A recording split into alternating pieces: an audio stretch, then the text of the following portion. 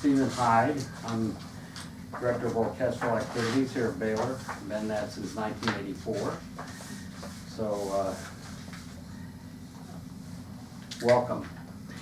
I'm very pleased that assisting me today is my colleague, Dr. Sue Blaker Jacobson. Dr. Jacobson is concertmaster of the Waco Symphony, plays the Fort Worth Symphony and many other orchestras, and she's a wonderful violinist. And I'm appreciative of her getting up so early also to show us some of the things that we're going to talk about here. You know, I think, first of all, that I want to say that any time that we add instruments to voices, I think it's a very natural and wonderful collaboration. And certainly the two colors work so well. It's just an additional kind of thing that we can use to enhance worship. So I'm so appreciative of your interest in that and your support of this. I think the fact that we are such natural collaborators is certainly evident from the fact that some of the greatest expressions of art have been for orchestra and choir. So, and the orchestra is such a perfect group, frankly, for accompanying or for adding, but not overwhelming the choir. There's much common ground, certainly, with the string playing. At least what we're trying to do is to emulate the human voice with the violin, viola, cello, bass, etc. And so that's a natural common ground, but also the fact that breath can be equated to the bowings, and certainly that these are artistic ensembles that are really capable of doing things at a very high artistic level. And I think when we worship God, we all know that we want to bring our best efforts forward. There are important differences. Certainly, the obvious one is there's no text, and that's certainly something that is an advantage with the Word as you present the Word. It may be an advantage also to present things that don't have words, which can be in some instances limiting too. So did you get a Yes. Okay, good. So I would also say that the biggest beyond that big difference is the challenges that exist in the library when you're working with instrumental groups. And obviously you can pass out a folio, and if you lose one, you're probably still good to go. But with orchestra, if you lose a single part, then you're in problems. So maintaining the integrity of the library is very important with instrumental groups. The other very big difference is that with most instrumental people, there's a little bit of a difference. You know, we're not word people. If we were word people, we'd be singers. The singers are so wonderful. I'm fortunate in that I sang all through college and love to sing and continue to sing. But that's not always the rule with orchestral or instrumentalists. So we aren't word people, which has a lot of ramifications for when you work with them. The biggest downfall to most people, and be it choral directors or college instrumental directors, is we talk too much. And there's a lot of instances of that, and I'm probably going to demonstrate that this morning. But I think that most instrumental, the whole mindset is a little different. There's no social aspect involved in orchestras. And I think that's one of the charms of choral ensembles, is that there is that social aspect and the fellowship that happens. It's a little different with orchestras. We're not accustomed to starting with back rubs or 5 minutes of. Now, difference, I went to Argentina last year to conduct a professional orchestra down there, and they all started with kisses that went on for about 20 minutes. But I think that's kind of a South American thing. So let's go on, and I'm going to try to hit this pretty quickly because the first time through I didn't get as much as I wanted to get to it. Suggested balances. The balances are dependent upon many things, and one of the most important is your sanctuary. What are the acoustical implications of your performance area? I know sanctuaries are not designed to be concert halls, so that's a very important one. Even in Jones Hall here, we have a problem in that the bass response is so terrible. It just is not good. And so when I balance my orchestra in Waco Hall, or excuse me, in Jones Hall, I try to allow for more of the bass, to put a little more heft into the bass section, the bass instruments. And it even, you'll see in a minute, affects how I seat the orchestra in that hall as compared to the way I seat the Waco Symphony in Waco Hall. So that's many elements that that will affect balance. Certainly, if you're working with professional players or you're working with volunteers and amateur players, that's going to be quite a difference. The maturity of your choir is going to be important. The repertoire chosen, you know that if you have an earlier work, obviously it will need much fewer players. But if you're doing a 19th century work, especially something that involves also low brass, then you're going to have quite a few instruments to support that. And always the budget, and that's probably the most defining restriction. I prefer never to double winds, and this is a personal preference. Many orchestra conductors do double winds. In my estimation, it creates intonation problems, and it also creates a very heavy sound. So one of the charms for me is orchestra has solo winds, and that gives a very different kind of color than if you start with doubling or tripling winds. Now, there are occasions when people feel like Beethoven Ninth or something like that, they like to double winds. That's your prerogative, and it will be, you can try it and see.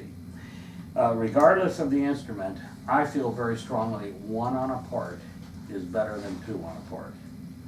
Anytime you get one on a part, you get differences. And this could be, ladies and gentlemen, the Cleveland Orchestra. I mean, that level of player, when you get two people playing the same part, is extremely different to unify the articulation, the ensemble, and the pitch. So in my judgment and my strong recommendation is to avoid two on a part. You know, even how you mic orchestras is important. If you can go back enough with the microphone to get an homogeneous sound, you will like your recordings better. But I'm sure you feel the same way about your choir. The closer you are to individuals, and especially if you, again, the Cleveland Orchestra, if you recorded them with mics over the first stands, you would not like the sound. It's not a Cleveland Symphony sound, Cleveland Orchestra sound. So in terms of string section balances, I've mentioned there, I think this is all approximate, but basically equal numbers of firsts and seconds. Now we're going to talk about some instances where you might want to put more in one or the other. About 2/3 the amount of either of the violin sections would be the violas. And then basically about 3/4 the size of the viola section would be cellos, and then finally at least half of the number of cellos become the section that you need for double basses. So if X is first violins, second violins would be X, violas would be approximately 2/3 X, cellos approximately half X, and then bass is about 1/4 X. So that's kind of a rule of thumb. All of that, of course, is dependent entirely upon the piece that you do and your feeling for the players involved. Interestingly enough, as I said before, usually one on a part for strings will work great and be more helpful to your budget. I'm not trying to deny string players opportunities to make a little money, but the fact is that when you go two on a part again, you really have problems. And it's not necessary for sound. That's what's a little complex about this. The physics are rather complex. But to double the sound of one violin takes approximately 10. So when you add a second one or even a third one, you're probably not increasing the volume a whole lot. So think about that. If you want double the sound of 10 violins, it will take 100. So interestingly enough, at least in my experience, it's more helpful to have more players if you want to play softly. And softness takes more players than does loudness. So using at least 6 players, if you have the money to do it and you have a special occasion and you're going to bring in a bigger orchestra, if you use 6 players on a part or more, you're covered with page turns. Why am I saying that? If you have 5 players in the first violin section, your page turn come, you have 2 of them playing at once. The other 3 are turning pages. So when you go to 6, at least you're going to have a minimum of 3 playing. So I know that this is not practical in most situations money-wise, but just be aware of it. When wind sections are needed, then we need a critical mass of string players to support the wind sound. If it's a chamber orchestra piece or an earlier piece, probably about 30 strings. And I think I gave 8 firsts, 8 seconds, 6 violas, 6 cellos, 3 basses. If you're going to use a 19th century piece that involves double or the low brass, you're going to have probably at least 50 string players. So it becomes very overwhelming in terms of the budget, and I understand that. The most important element that we have with choirs, orchestras, whatever it is unification of pitch and articulation. When you have pitches that are not unified, the projection is lost completely. So getting them on the same page is extremely important intonationally. So I've given some possibilities there, depending on what size group you have, about what might be possible to use in terms of an orchestra. Now, this is all based on orchestras, but we're going to talk a lot about strings, because I think that's the area that maybe, for some reason, seems to intimidate a lot of people. Even band directors, you know, who are very, very experienced, kind of shake a little bit when you tell them you're going to conduct an orchestra, and it's the strings that scare them, which never makes no sense to me at all. The string instruments are easier to control and easier to correct than any other thing, because it's all visible. Everything is out there for you to see. We're going to go through the things that you can watch out to make your section better, or your players better. Talk about something that's difficult is vocal production. You know, the diaphragm, the larynx, and the shape of the tongue, and you know, that's a dark mystery. So you guys are dealing with something from my point of view that's much more difficult than working with strings. Ordering music. There's a universal code that we follow, and probably most of you know this, but it follows in score order. So you will have 4 numbers, and they represent the woodwinds, and it's in score order. So flutes, oboes, clarinets, bassoons. There's a dash, and then you're going to have the brass, and that will be another 4 numbers. If it's 4, 3, 2, 1, or 4, 3, 3, 1, more likely, it's 4 horns, and then 3 trumpets, 3 trombones, and a tuba.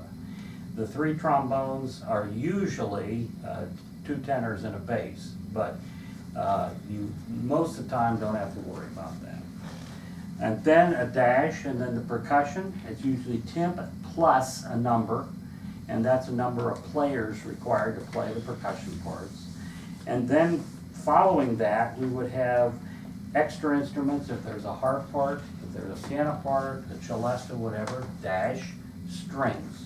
Some composers actually indicate the number of strings, a minimum number needed.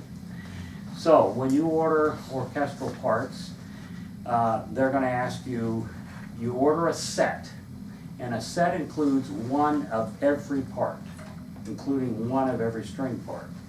And then they're going to ask you for your total string count. And that's how many other string players do you have beyond that. And you know that string players usually sit 2 to a stand, but I would recommend strongly that you get a part for everybody so they can practice it ahead of time. And so I've given an example there. If a set is 375 and you want a string count of 8, 8, 7, 7, and 4, then you're going to have 375 plus 101.50, which is 29 extra strings at 350, and that's your total bill. Now, we all know about Imslp. Imslp is a real wonderful tool for us, especially when you're 5 minutes before the service and the flute player lost her part. I don't normally recommend that you get your parts from that website for this reason. The editions are spotty. They're not the editions perhaps that you want, but also by the time you download all those things and then copy enough parts for the strings, you're probably spending the time that it's a lot more productive and time efficient and maybe even money efficient just to purchase them. Where do you purchase them? I'll tell you that in a minute. I want to mention for a quick minute about editions, because this is something that many of us have stumbled on, and we've made errors and lived to regret it. Sue will tell you that there's nothing worse than having a series of different editions throughout a section, because they like to be able to look and the page looks identical to the master copy or to the first chair. And so putting bowings in is much easier, but also these are editings. And so articulations are different, slurs are different, etc. The rehearsal numbers frequently don't match. I would really encourage you to try to unify edition, whatever edition you believe is right, and you get that for the whole orchestra. It just saves a lot of time and effort. And I've made the mistake many times of not looking at the parts ahead of time. And so I pass it out, everything's fine, let's start at letter B. We don't have rehearsal numbers. Boom, you're in trouble. I mean, it's a monumental waste of time. I think most people would agree that however much rehearsal time you have, it's not enough. And if we'd all kind of really do anything to have that extra 5 minutes at the end where we could still get one thing a little bit better or whatever it is. So we have to maximize and use efficiently the time that we have, and checking those parts ahead of time will save you a lot of time. All right, in terms of where to buy music, I really recommend this book. I should have put it in the handout. It's called Orchestral Music, a Handbook. It's by David Daniels. David Daniels, I'm not reading upside down. 4th edition. I have a newer one now. You can tell this is a little dog-eared. This has been well used. I've had all 4 editions. I tell you what this is valuable for. Is so many things. First of all, it's organized by composers. And so you look up the composer and then a listing of all the pieces. In the back are a series of appendices that are fantastic. Maybe if you're going to hire some instruments to come in and for the anthem, then you want to maximize your investment. So I'm looking for a 3-minute piece that could be a prelude. Maybe a 3-minute piece for an offertory. And so it's divided by duration. You go to the back and you look, here are the pieces by duration and by instrumentation. Here's the players that I have, here's the time, here's my options. Oh yeah, I remember that piece, it's lovely. Congregation would put start the service so effectively. This is a piece. Daniels does it.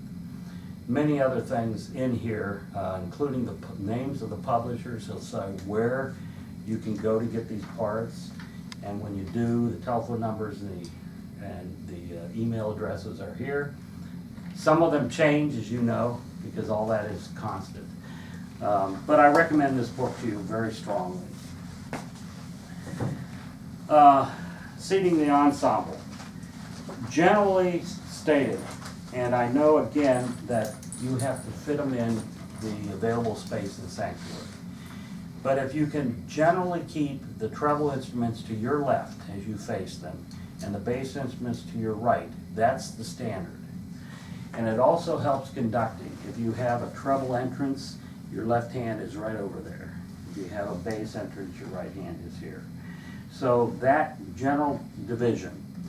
That said, for balance considerations, the string should be the closest, of course, to the congregation, and then the winds and the brass and back. If you do anything else, probably the brass will obliterate the strings. So that's something that I think we all know. Now, generally the timpani are part of the bass line, so they would go to your right, so they're back there with the low brass, with the bassoons, with the double basses, etc. Other percussion can go to the left or wherever you can fit them in. Harp, I prefer it on the left side behind the violins, but again, that's something that's not as important. If you're using a piano, you want so the lid is open towards the congregation if you need a projection. So they're going to go on the left. Celesta is not so directional, so as long as it faces out, either side is fine. Wind and brass players, we try to arrange in a box, and this is very important, and this is the most common mistake. And the wind and brass players will really appreciate you if you can work this out. If you draw an imaginary line from your podium straight back, behind the strings, just to the right of that line will be the principal oboe. Just to the left of that line would be the principal flute. Behind the principal flute would be the principal clarinet. Behind the principal oboe would be the principal bassoon. And then we radiate out from that. So left to right in the first row would be a piccolo, second flute, first flute, and then slightly to your right, first oboe, second oboe, English horn. Behind in the second row from the left would be the bass clarinet, which sets up an exception to our rule of bass instruments to the right. But orchestras are filled with concessions, compromises. Bass clarinet, second clarinet, first bassoon, second bassoon, contrabassoon. Usually in one, if you have saxophones, you try to put them with the clarinet section. And sometimes another row might be needed too. And again, trying to get the principal, the first alto, if you have two altos, tenor, and bass. So they're within that sphere. And what this does, creating this little box, is much easier for them to hear each other and to unify ensemble and unify pitch. That's so important. If there's all over the sanctuary, they can't play together. Yes? What would you, French horns? French horns, good. Yeah. After the last row of woodwinds, then we basically, from your left again, fourth horn, third horn, second horn, first horn, so they're in that connection to the other principal players. First trumpet, second trumpet, third, and then first trombone. So the first trombone doesn't get to be part of that little box that we have there. But first trombone, second, third, tuba, and then timpani. In terms of the way we see the string players, the violin's extremely directional. And so if Sue, in this room it's not so obvious because her reflected sound will be there, but maybe just show them the difference if your F holes are out.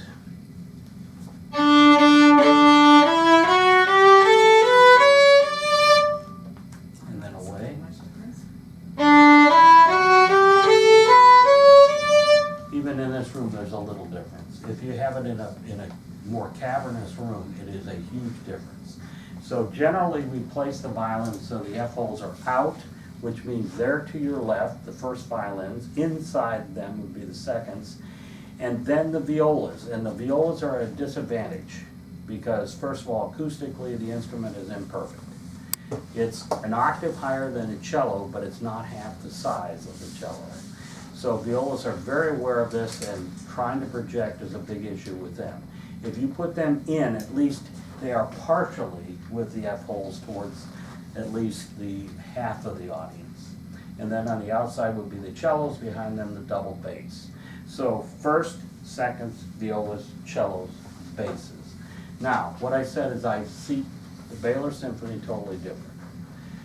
I use that standard for the Waco Symphony in Waco Hall. But when we come over here, because the bass response is so poor, we put the cello, we reverse the cellos and the violas so that the cellos are playing out to the audience. If we put them on the outside, you don't hear any cellos. There's no perfect hall. Well, maybe a couple. So we all are at the mercy of where we play, and that particular consideration is one that the audience never understands, but is extremely important. Now, there are different kinds of seating that you can do if you're playing a lot of 18th century music where there's a lot of counterpoint back and forth. Then we put the first here and we put the seconds where the cellos were. Usually the violas go where the seconds were, and then the cellos where the violas were. But the point is, then you get stereophonic back and forth discussions. If you put them next to each other, it blurs. So if you're using more common practice, thirds, they're playing in thirds and sixths, it's great to have them next to each other. If you put second violins to your right, I would suggest you use more seconds than firsts, because they have an inequality. First of all, they're playing lower, which is harder to project, but their sound is going back. Now, the orchestra is an amalgamation of a lot of different responses and different kind of problems. First of all, from the front to the back is a long way away, 40, 50 feet. So right away we have ensemble problems, but we also have a difference of response time. The winds and brass are pretty quick, and it's there. The strings, Robert Shaw used to say, he talked about the bloom of the strings, so it's wah. So we have some inequalities built in, but also not only with the response size, but also the fact that even you take something like the horns, where they initiate the sound, it goes through 32 feet of tubing, comes out the bell, and is reflected. It's an absolute miracle that orchestras play together at all. So those are the problems we have. Interestingly enough, I talked about a little bit in here, the quickest response of all is the pizzicato. Quicker than even brass players. And so you have to caution and work sometimes with pizzicato, and I usually frequently say, please don't be the first to play the pizzicato. You almost have to delay so the pizzicato comes with everything else. That's difficult. All right. Now, as we talked about before, we have then instruments that are playing together in the same general geographic area of the orchestra, which helps them unify ensemble pitch, but also helps you conduct.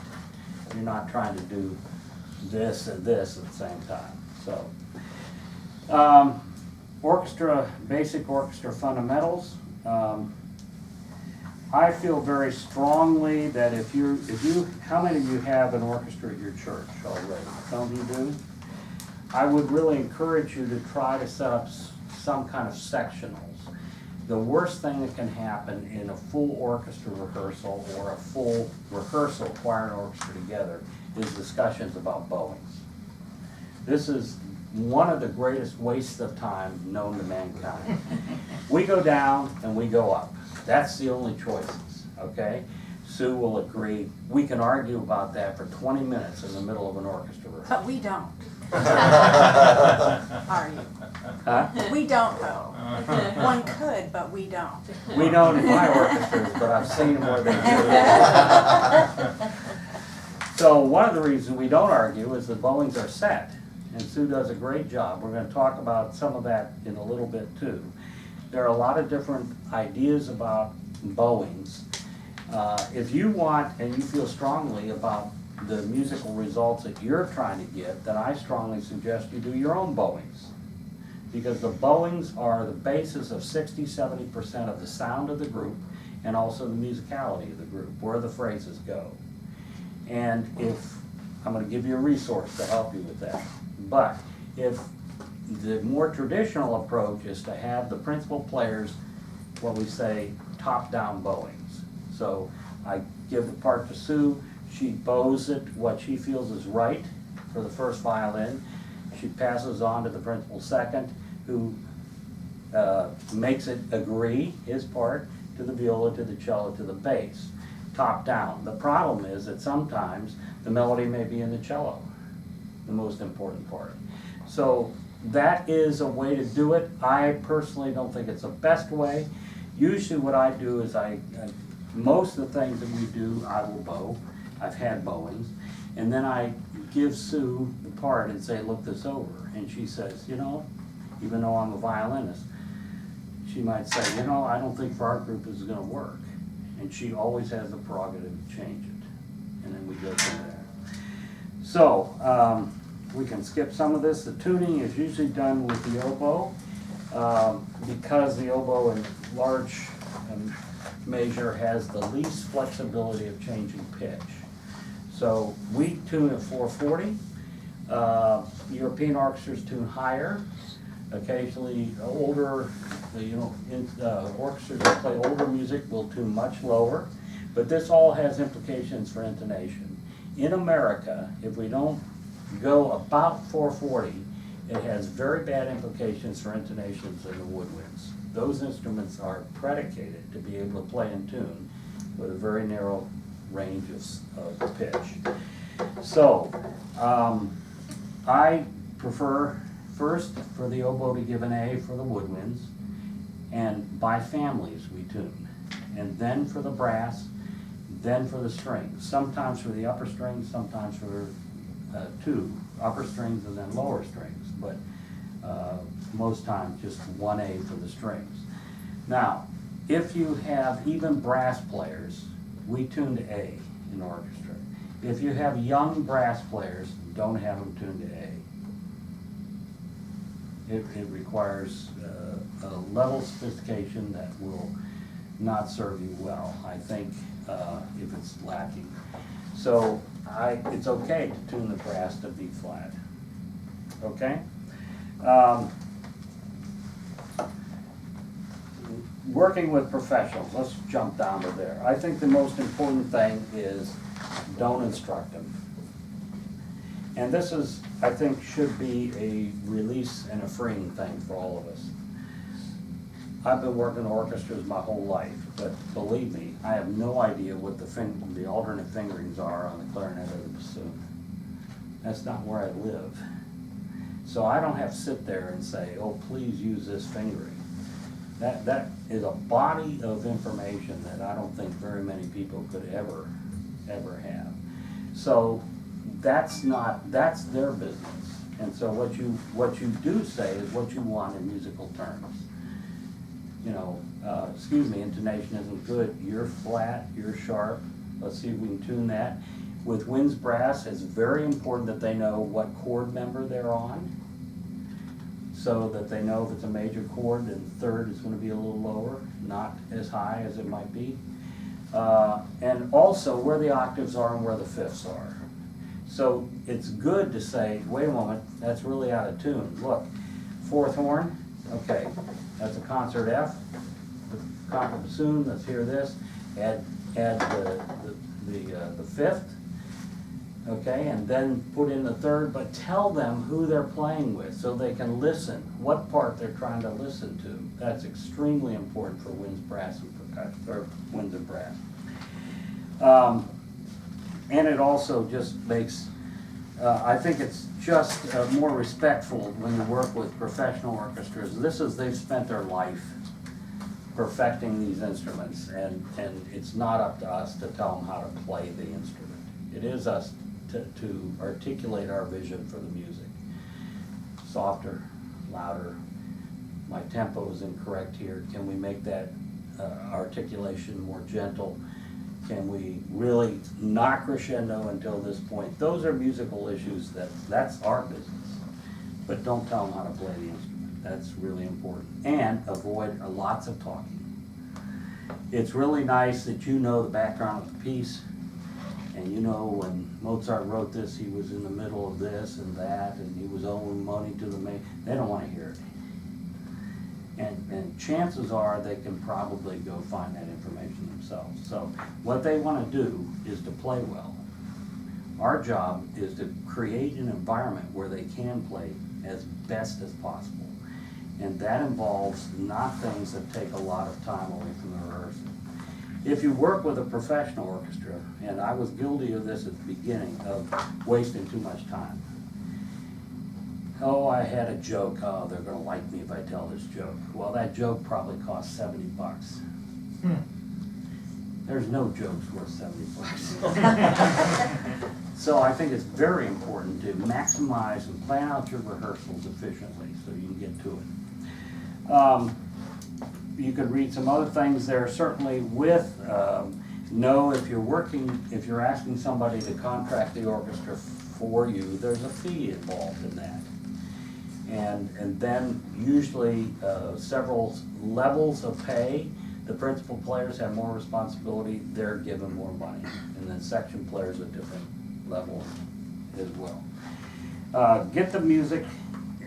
The score requirements are very important. If it's in the score, you have to have it covered. If you're working with a union orchestra, if it says that there's 3 trumpet parts, you can't have 2. That's in their contract.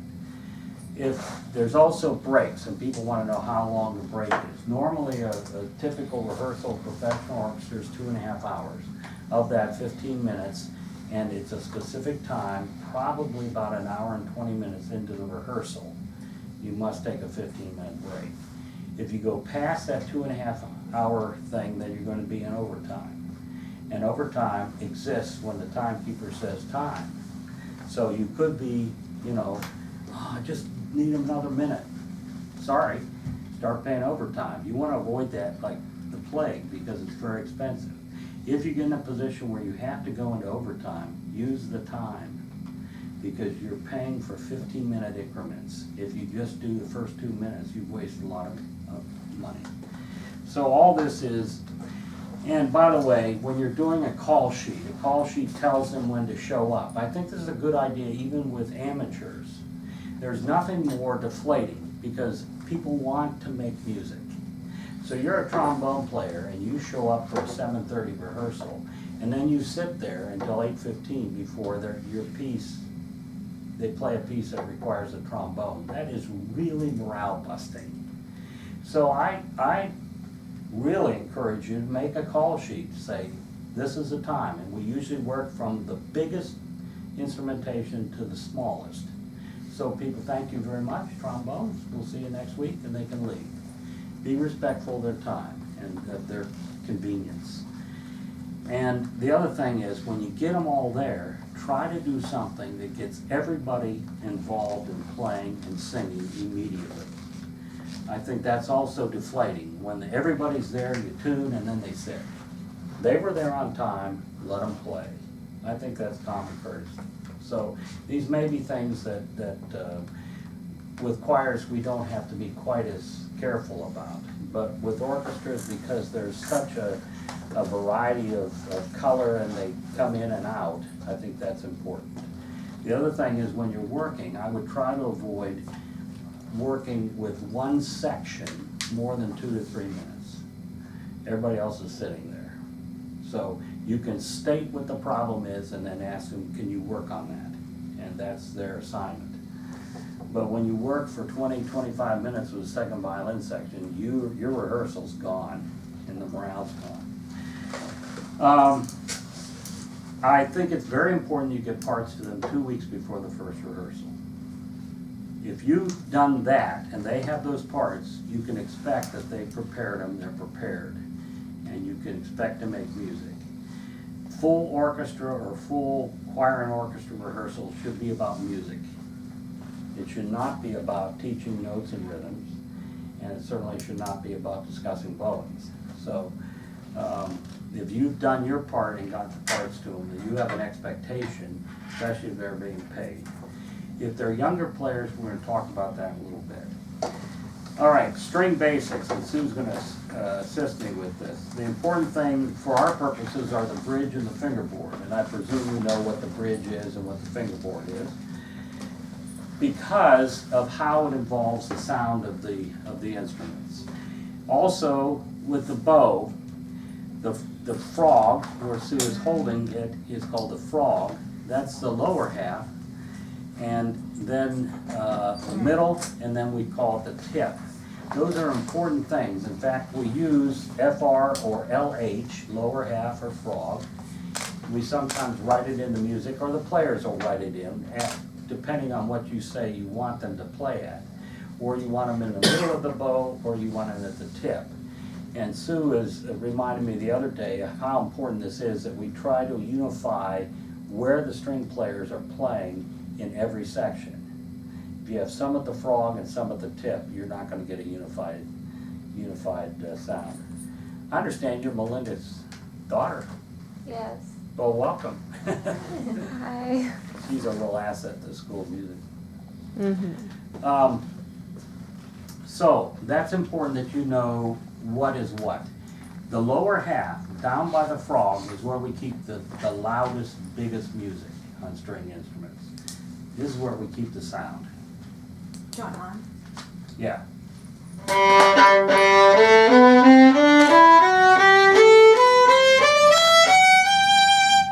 And the tip, inversely, is where we keep the softest music.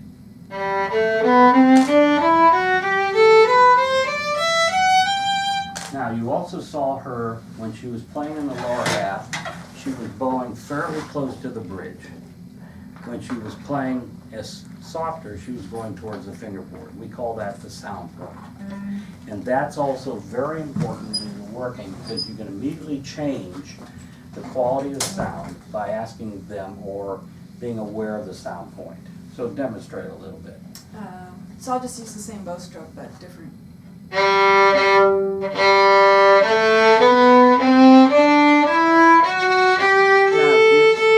you hear there that the sound is not being sustained because she's too far.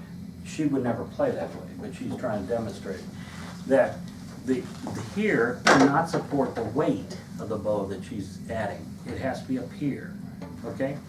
Try something else.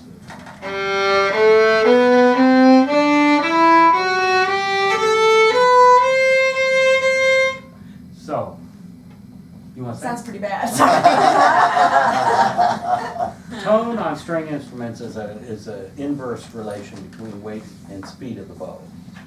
Okay, so if you use generally a fast bow, you're going to get more sound. Generally. Younger players, a very common mistake is that they play out here a lot. If you use a slow bow, chances are, all other things being equal, you're going to get a softer sound. But that's reflected, so the speed of the bow is important, but also the weight. If you do a slow bow with a lot of weight, you can get a big sound. So. Now, think about this. Here's where she's adding the weight. When she goes to the tip, the weight is going away from the sound point. And so the art of string playing is a lot in the bow and how we distribute the weight. So as she goes from the frog to the tip, to keep it even, she's adding more weight. She's doing what we call pronation. If you reach out in front and you turn a doorknob to the right, that's pronation. And these are things you can work with young players, to work with them. To get an even sound, she's going to pronate so that she's pushing more and more weight through the first finger.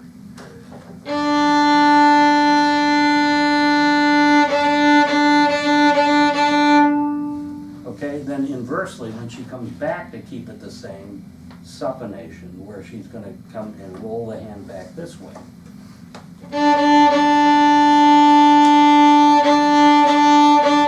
Now that open D string with uniformity of sound is something that young people will spend years perfecting.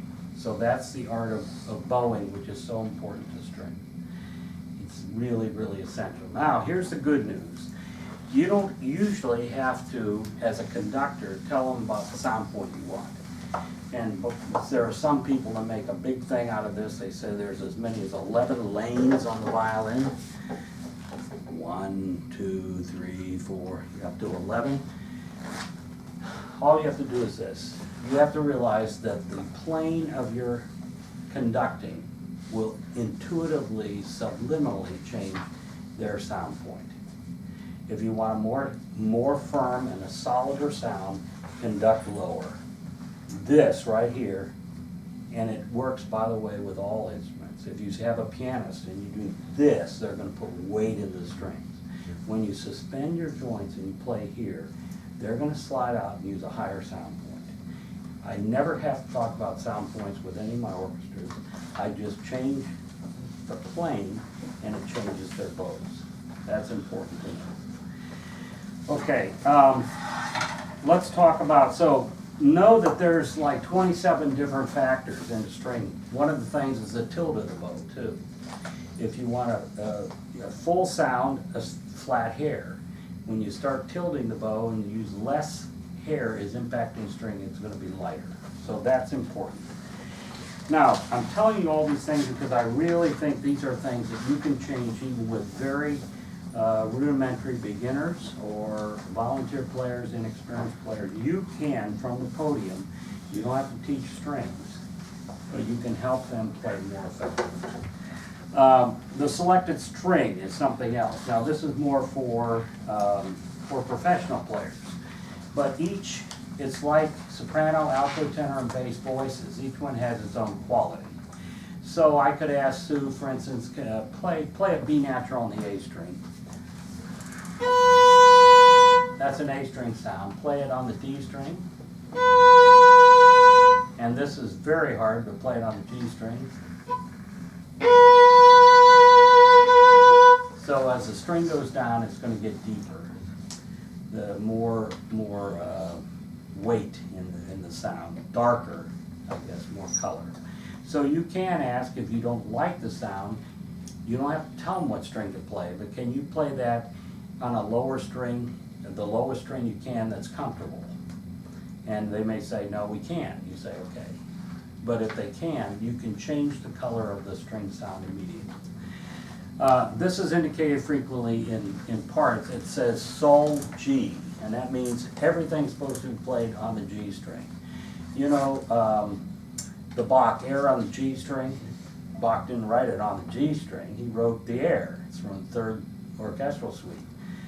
But in the 19th century, it was a rite of passage and of kind of bragging rights that they could play all these things on lower and lower strings, which put them higher and higher, and it was more difficult.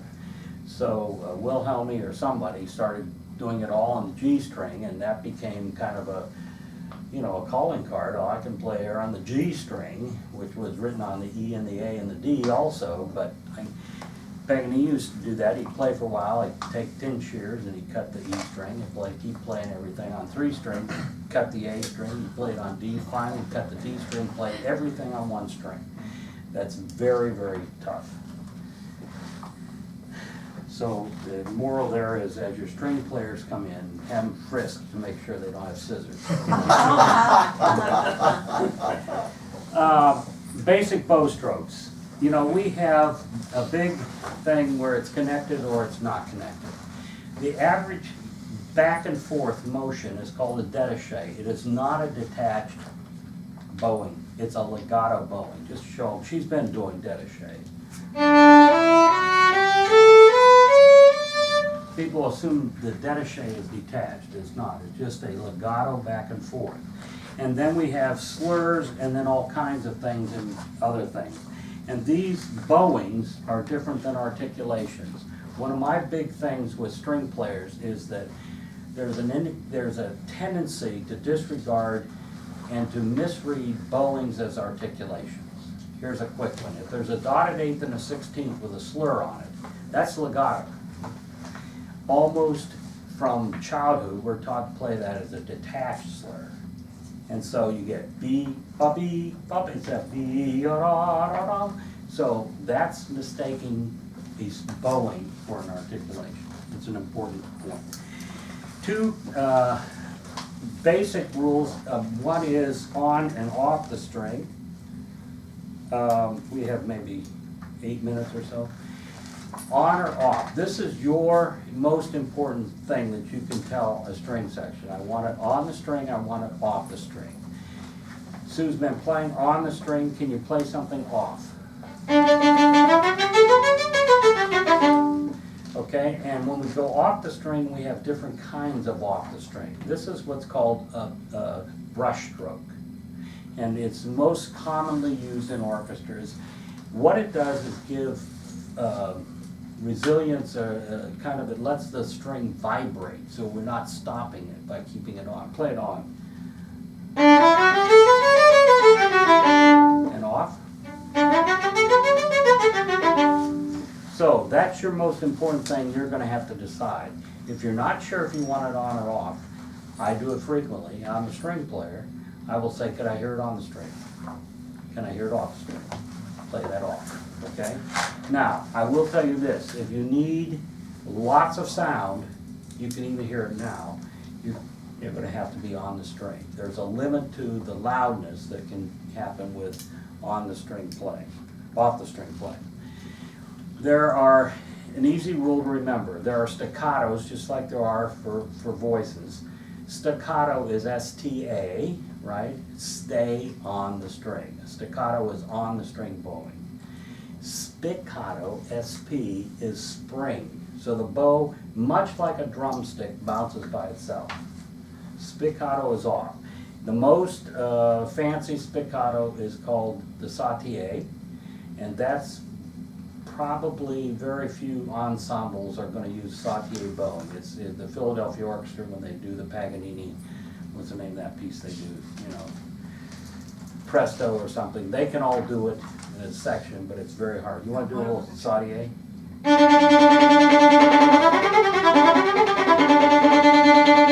The bow, if she's not bouncing it, it bounces by itself.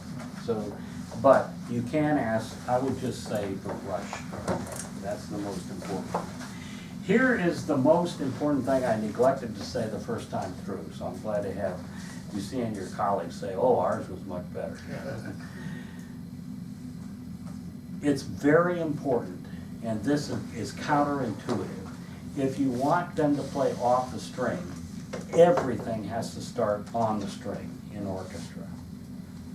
You have to insist that everything starts on the string. We are taught as string players to initiate everything from the air, off the string. Play. You want off Yeah. from the air? Yeah. Just do bing. Okay? So if you do that with an orchestra with, say, 12 first violins, you have ba ba ba ba. You have no ensemble at all. Even for passages that are off the string, they must start on the string. That is the most important thing and the most difficult thing to train orchestras to do. Because from young age, they're taught everything from the air. That's solo playing. Orchestra playing, everything starts from the string. Okay? What else should we do here? Introduction to bowing theory. Why are bowing so important? Because there's no other single element that will affect more the sound of your ensemble in terms of instrumental. And the reality's simply because the weight is here and there's no weight here. So tell me, if you have a diminuendo, what do you think is more effective? This direction or this direction? Yes, and we call that a down bow, when it goes from the frog to the tip. For the shoulder instruments, it looks like it's going down, but for the thigh instruments, the cello, the bass, it doesn't. It goes side to side, but it's from the frog to the tip. So we're taking the weight, and it gets less and less. Without pronation, it's going to diminuendo. A crescendo naturally will occur on up. When you bow, the most important thing is that you want to work these things out. You're always going to get to some point. It's like a jigsaw puzzle where you have to make one compromise or 10. Is it more important to have that accent or the diminuendo? And so, or the crescendo, if we do the crescendo, we're in the wrong part of the bow. What we're trying to do is get in the right part of the bow. It's like playing pool, okay? The shot itself is not so difficult. You put the ball in the hole, but it's setting up for the next shot, and that's what bowings make it so difficult. I will tell you that basically if I do a bowing with all 5 instruments, I can count on about an hour for every minute of music. It's really time consuming. but it will make all the difference in the world. So, those kinds of things are really important when you're thinking. Now, very quickly, I think we've covered, okay, if you're working with young players, you might read about some basic right-hand fundamentals. What's important is that they maintain, they don't lock. And by the way, if you're using a baton, don't lock your fingers. Subliminally, that's going to make them lock their fingers. They get terrible sounds that way. And while I'm on the subject, let's vary once and for all, in my estimation, this myth that choral directors must always use a baton. It's a myth, okay? Some of the greatest orchestra conductors don't use batons. If it's comfortable, use it. If you want to really focus the intonation at the tip of, or the ensemble at the tip of the baton, and that you feel it helps you, use it. If it's uncomfortable, don't use it. So I think that's important. But, 2 minute thing. What I was going to say, so stiffness here is going to be a disaster. Left hand, Sue couldn't do this the other day. She's such a good violinist. But show them what young players do. Oh my goodness.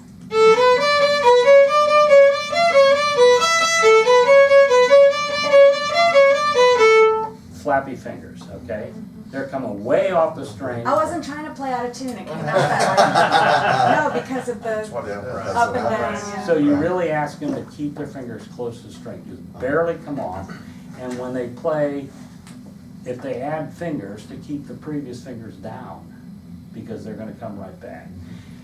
Believe me, and when I tell you this, intonation and good playing on string instruments is almost always related to fundamentals. And if you build the right fundamentals, even as we've discussed in here, it's just not that hard. And it's fun, because it's all visible.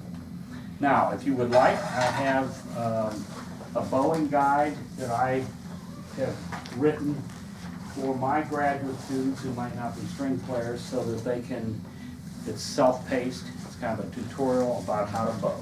So you're welcome to that if you want one.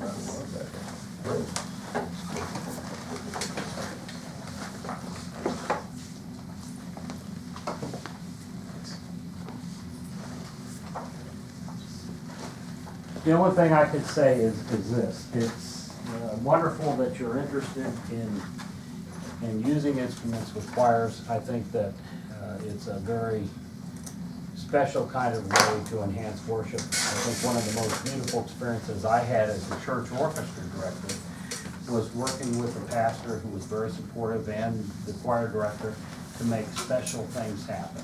I remember one time when I was the orchestra director at First Baptist Church here in Waco, Scott Walker, the minister, started a very beautiful sermon, started talking about grace towards the end. Single violin started Amazing Grace. And as he wound and we timed it all out, just as he finished a nice arrangement we had of Amazing Grace with full orchestra. It was a very worshipful and special moment. And I think I admire so much the creativity that I see happening in church music these days. And this is just another tool that I think, and it's biblical, that we do worship God with the gong and the lyre and all those things.